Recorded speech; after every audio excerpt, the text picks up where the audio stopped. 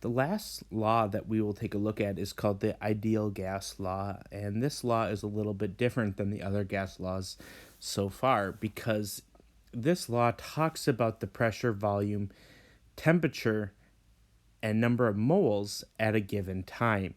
This law does not take into account like changing conditions. You start at this condition, you end at this condition. This is at a given time. So when you're thinking about this law, this is a snapshot. You're at a given time. What is my pressure or what is my volume? And you can see Avogadro played a role in coming up with this law. And this law is a combination of all of the gas laws and Avogadro's understanding of the mole. And it says the number of molecules in a given volume of gas at a given temperature is the same for all the gases. It's called the ideal because this takes into account some of the assumptions we talked about during our KMT unit about how molecules are not interacting and we don't really care about the size of the molecule. So we call it an ideal gas law because we're taking into account some assumptions that are generally true. Let's now take a look at the equation that we have here, and I'll highlight that real quickly. This equation is the ideal gas law equation, and you can see a couple different variables that look familiar in this as well. The first one we'll look at is P for pressure and V for volume. Same thing, many units of pressure, couple units of volume, but we like liters, and T for temperature. And again, notice that there are no ones or twos next to it. We're not concerned with initial and final pressures and temperatures, just at a given time. We should also be familiar with N. N stands for moles. We used that variable a couple units ago when we were talking about moles for stoichiometry. And what we have left is R. We'll go into R a little bit more, but R is a constant. And this constant is just a number with units. And these units allow us to do the mathematical equation and to cancel out the units properly. Without R, this equation would not be held true. R is a number that they determined with many experiments, and it allows us to relate these different variables together. So don't panic when you see R because it has a lot of units tied to it. We just treat it like any other number. On this page, you see exactly what we just talked about. You get your pressure, your volume, your temperature in Kelvin, your constant R, and we will go into the units for that, and N is for number of moles. So let's talk a little bit more about R at this point.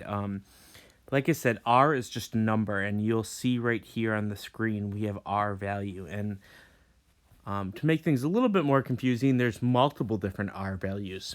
And what you can see is, depending on what units you use for pressure, the R value changes.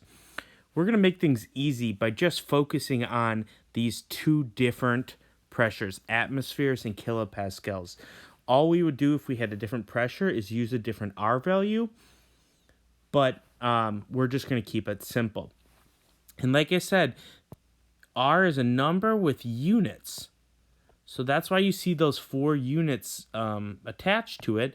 And if you notice, that unit for R has a liter, a pressure, a mole, and a temperature. And so this R value helps relate these different variables together.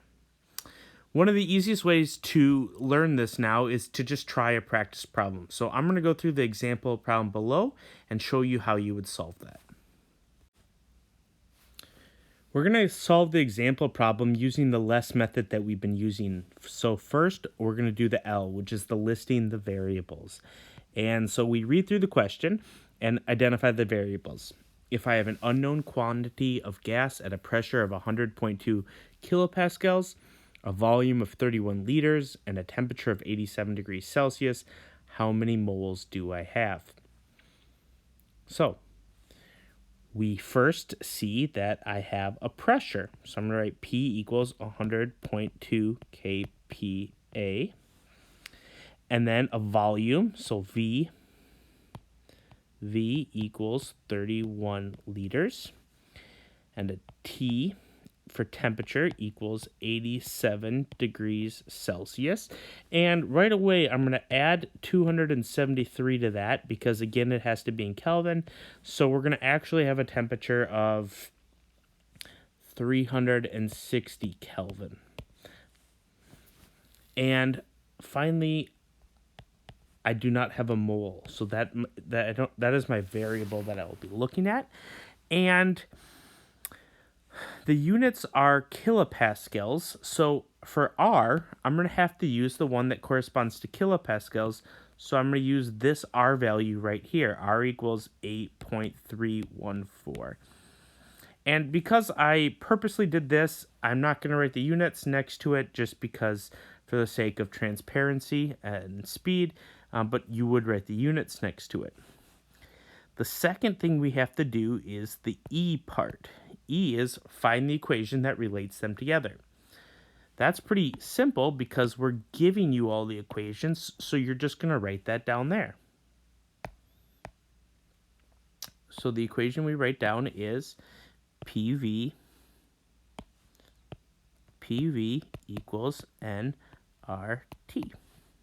Notice the n is lowercase. S stands for substitute, so we're going to now substitute those values in. So 100.2 kPa times 31 liters equals N, which is what we don't know, 8.314 times, I'm going to make that clear, and my temperature is 360 Kelvin. Now we have an equation with just one unknown, so we can then go ahead and solve it. So we've done the first three parts, L, E, and S, and now we just need to solve it. So I'm going to do my last one, and I'm going to solve it by first combining the first two things. So 100.2 times 31, so we get 3,106.2 equals N. And then I'm going to multiply 8.314 times 360. I get 2,993.04. And then, so I have to get n by itself. So I divide by this side.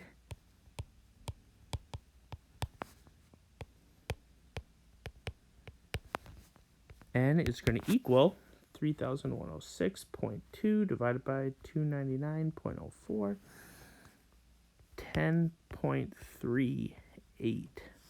Sorry, that should be 39 by rounding moles. And I want to just circle my answer so everyone can see that. That is my second S. So we've done the less method. We've come to an answer. We know the units are in moles, which makes sense because the question is asking us how many moles, and that was our unknown.